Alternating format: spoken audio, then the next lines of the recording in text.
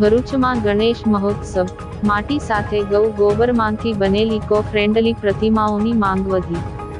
ગણેશ મહોત્સવનો પ્રારંભ થઈ રહ્યો છે ત્યારે ભરૂચમાં ઇકો ફ્રેન્ડલી ગણેશ પ્રતિમાઓની માંગમાં નોંધપાત્ર વધારો જોવા મળી રહ્યો છે. લોકોમાં પર્યાવરણ પ્રત્યે જાગૃતિ આવતા માટી અને ગૌ ગોબરમાંથી બનેલી પ્રતિમાઓનું ચલણ વધી રહ્યું છે.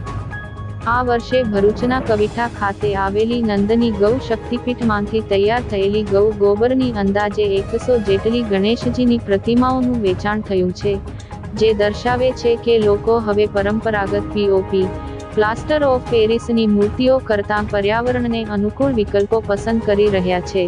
ત્યારે હવે ભરૂચ શહેરમાં ગૌ ગોબરમાંથી બનેલ પ્રતિમાઓનું પણ સ્થાપન થશે. આ ઇકો ફ્રેન્ડલી પ્રતિમાઓ માત્ર પર્યાવરણને નુકસાન પહોંચાડતી નથી, પરંતુ વિસર્જન પછી તે માટી અથવા ખાતરમાં રૂપાંતરિત થઈ જાય છે, જે પ્રકૃતિ માટે ફાયદાકારક છે. આ પગલું પર્યાવરણના રક્ષણ માટે એક સકારાત્મક સંકેત છે અને ભરૂચના નાગરિકોની પર્યાવરણ પ્રત્યેની પ્રતિબદ્ધતા દર્શાવે છે.